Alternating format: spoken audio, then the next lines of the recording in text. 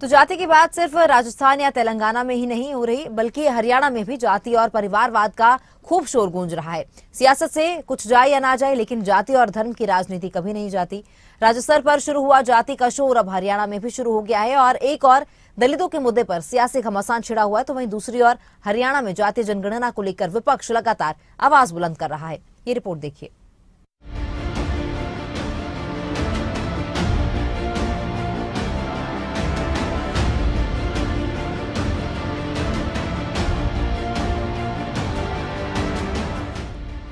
सत्ता के सेमीफाइनल की शुरुआत के साथ ही देश में जातीय जनगणना का शोर भी शुरू हुआ था। दलितों और आदिवासियों के मुद्दे पर सियासी घमासान ऐसा छिड़ा कि अब इसकी आर्च देश के कई राज्यों तक पहुंच चुकी है। देश की राजधानी से सटा हरियाणा भी इससे अछूता नहीं है। हरियाणा में चुनाव तो 2024 में होने हैं, लेकिन जाति और धर्म के नाम पर सियासत अभी से परवान चढ़ चुकी है। इसकी समस्याओं का समाधान किया, चाहे वो धारा 370 थी, चाहे भगवान श्री राम का मंदिर था। ये लोग बोलते थे कि मंदिर वहीं बनाएंगे, तारीख नहीं बताएंगे। ये नरेंद्र मोदी है, मंदिर वहीं बनाएंगे और 22 जनवरी को भगवान श्री राम की प्राण प्रतिष्ठा भी कराएंगे। ये नरेंद्र मोदी है भाइयों। दलितों और जातीय जनगणना का शोर अभी से तेज हो गया है। दलितों के मुद्दों पर एक और विपक्ष बीजेपी को घेर रहा है, तो दूसरी ओर बीजेपी कांग्रेस को लपेटे में ले रही है। हरियाणा दलितों के मुद्दे पर बीजेपी और कांग्रेस आमने सामने है। बीजेपी के प्रदेश अध्यक्ष नायब सैनी ने कांग्रेस को दलित विरोधी बताते हुए ये आरोप लगाया कि कांग्रेस दलितों का सम्मान नहीं करती। नायब सैनी के बयान पर पलटवार करने में हरियाणा कांग्रेस के अध्यक्ष उदयबान ने भी ज्यादा समय नहीं लगाया। उदयबान ने पलटवार करते हुए कहा कि कांग्रेस में हमेशा दलित का सम्मान हुआ है, दलितों का अपमान सिर्फ बीजेपी करती है। अगर कोई व्यक्ति उनके अंदर आगे बढ़ने की कोशिश करता है, तंवर साहब अध्यक्ष थे, वो दलित का किस तरीके से अपमान करके उसको निकाला गया।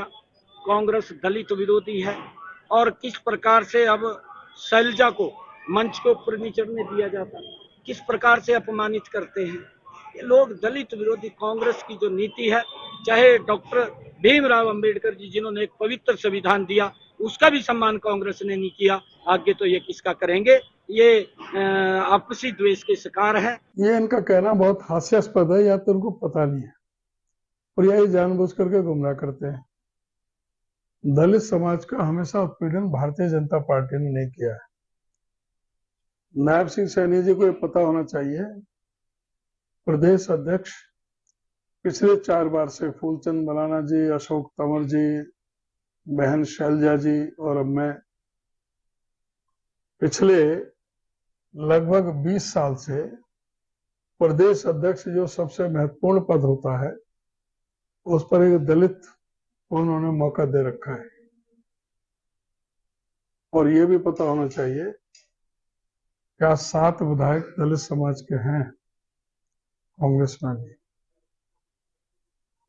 तो इसलिए ये बहुत ही हास्यास्पद बात है कि जो इनका ये कहना कि वे दलित समाज को मौका नहीं दिया जाता, दलित समाज को सबसे मौका दिया जाता है। ये बताना चाहिए भारतीय जनता पार्टी ने अब तक किस दलित समाज के नेता को मौका दिया नहीं है।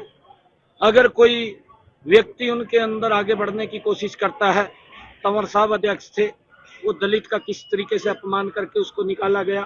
कांग्रेस दलित विरोधी है और किस प्रकार से अब शैलजा को मंच के ऊपर नहीं चढ़ने दिया जाता, किस प्रकार से अपमानित करते हैं ये लोग। दलित विरोधी कांग्रेस की जो नीति है, चाहे डॉक्टर भीमराव अंबेडकर जी जिन्होंने एक पवित्र संविधान दिया, उसका भी सम्मान कांग्रेस ने नहीं किया। आगे तो ये किसका करेंगे?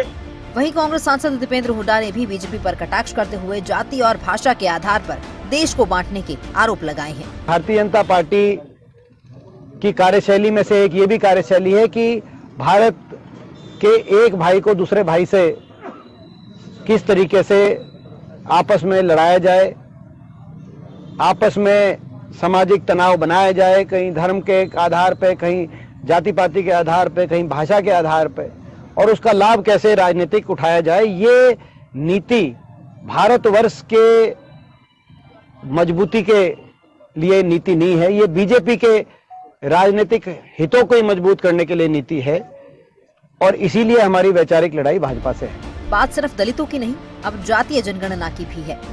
उस जातीय जनगणना की जिसकी चिंगारी तो बिहार से उठी, लेकिन अब सियासी आग पूरे देश में फैल चुकी है। हरियाणा में भी विपक्षी पार्टियां लगातार जातीय जनगणना का राग अलाप रही हैं। पहले जहां कांग्रेस की ओर से ये दावा किया जा रहा था कि सरकार बनने पर जातीय जनगणना करवाई जाएगी, तो वहीं अब इनेलो भी जाति की राजनीति में कूद चुकी है। इनेलो नेता अभय चौटाला ने भी हरियाणा में सरकार बनने पर जातीय जनगणना करवाने का ऐलान किया है। चुनाव अभी भले ही दूर हो, लेकिन हरियाणा विधानसभा में जाति और दलितों का मुद्दा कितनी जोर शोर से गूंजने वाला है, उसका अंदाजा इन बयानों से ही लगाया जा सकता है। बहरहाल अब देखना ये होगा कि विधानसभा चुनाव के समय हरियाणा में किन मुद्दों का कितना असर पड़ता है। डेस्क रिपोर्ट, खबरें अभी तक।